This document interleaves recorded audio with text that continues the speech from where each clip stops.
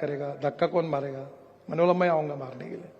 दोस्तों, गडकरी जी जब से मंत्री बने थे तब से वो जोर दे रहे थे कि इलेक्ट्रिक व्हीकल्स का प्रोडक्शन बढ़ाया जाए, नया प्रोडक्शन शुरू किया जाए, लेकिन कोई भी सीईओ या एमडी उनकी बात नहीं मान रहा था। वो हमेशा यही पूछते थे कि अगर कल को बैटरी की जो पावर है वो खत्म हो जाएगी तो धक्का कौन मारेगा, चार्ज कौन करेगा, कैसे चार्ज होगा। तो गडकरी जी कहा करते थे कि मैं खुद धक्का मार दूंगा, आप लोग प्रोडक्शन शुरू कीजिए। आइए देखते हैं इस वीडियो में गडकरी जी ने क्या कुछ बताया है। Now the problem is that, जो मैं इंडियन इंडस्ट्री को कहूंगा, मैं कोई बड़ा एक्सपर्ट नहीं हूं, पर हिंदुस्तान के दो बड़े ऑटोमोबाइल मैन्युफैक्चरर थे, नाम नहीं लेता मैं, मेरे मित्र थे।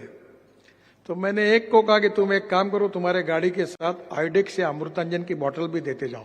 तो वो हंसने लगा, बोले क्यों?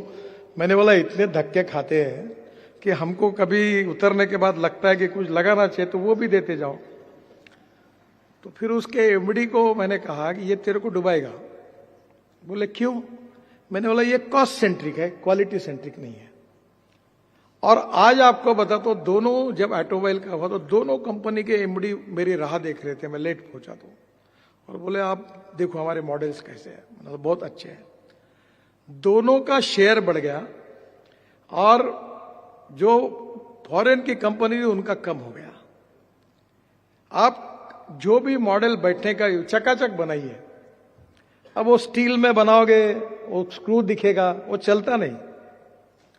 आजकल तो जमाना ऐसा है कि तुम अच्छे हो इससे मतलब नहीं होता, अच्छे दिखो इसको मतलब है।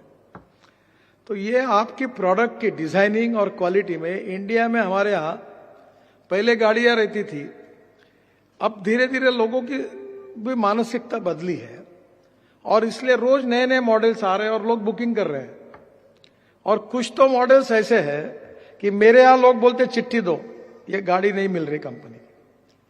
मैं इलेक्ट्रिक व्हीकल का प्रचार करता हूं, बायोफ्यूल, अल्टरनेटिव फ्यूल का।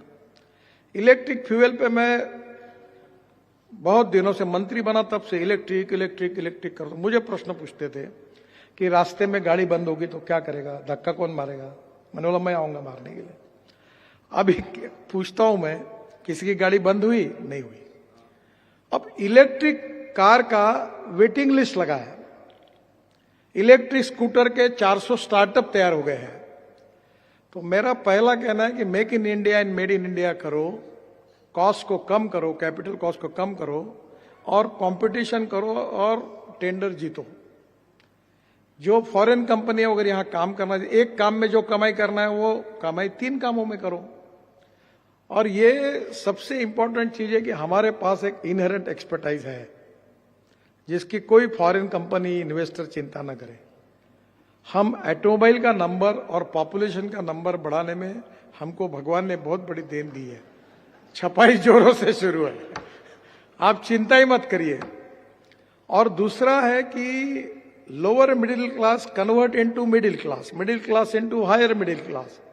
तो ये जो संख्या, ये कोई भी, अब मेरे यहाँ रोटी जो तैयार करता है वो भी गाड़ी में आता है, क्योंकि पुरानी गाड़ी की कीमत कम हो गई, अब वो इलेक्ट्रिक गाड़ी में और सस्ता हो गया। अभी सफाई कामगार, कंपाउंडर सब इलेक्ट्रिक गाड़ी यूज कर रहे हैं।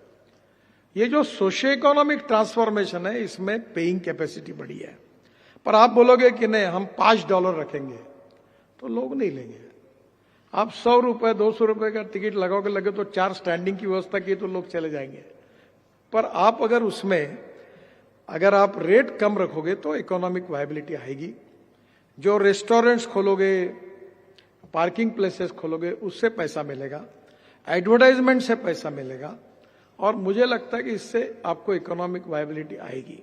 दोस्तों, गडकरी जी के सेक्रेटरी ने एक ऐसी पॉलिसी बनाई थी कि जो टेंडर भरने वाले लोग थे, कॉन्ट्रैक्टर थे, वो टेंडर ही नहीं भर रहे थे। गडकरी जी ने इस फॉल्ट को देखा और खुद से जब पॉलिसी बनाई तो कॉन्ट्रैक्टर की लाइन लग गई थी, जो कहानी उन्होंने खुद बताई है। आइए देखते हैं इस वीडियो में।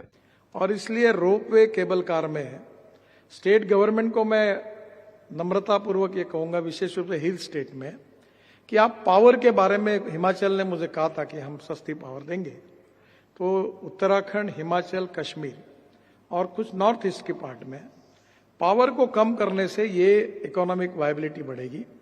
और जीएसटी में भी कुछ जगह पर आपको, अगर आपने कंसेशन दिया और लैंड अगर आपके तरफ से दी, तो प्रोजेक्ट्स को बीओटी में ही वायबल हो जाएगा।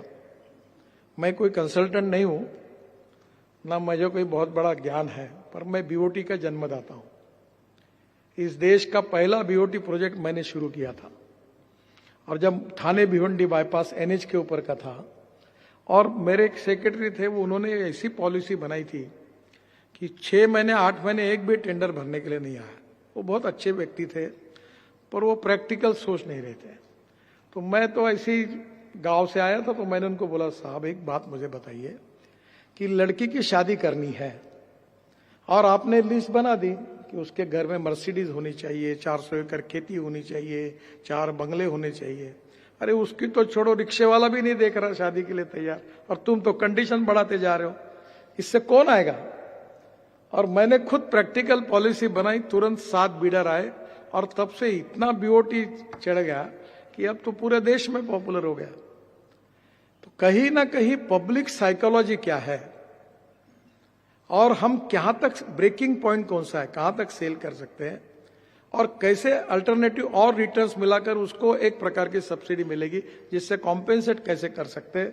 मेरा गट फीलिंग है कि इसमें 100% बीओटी वायबल है। फिलहाल दोस्तों इस वीडियो में बस इतना ही। उम्मीद करता हूं वीडियो पसंद आई होगी। वीडियो पसंद है वीडियो को लाइक कर दें, चैनल सब्सक्राइब कर दें।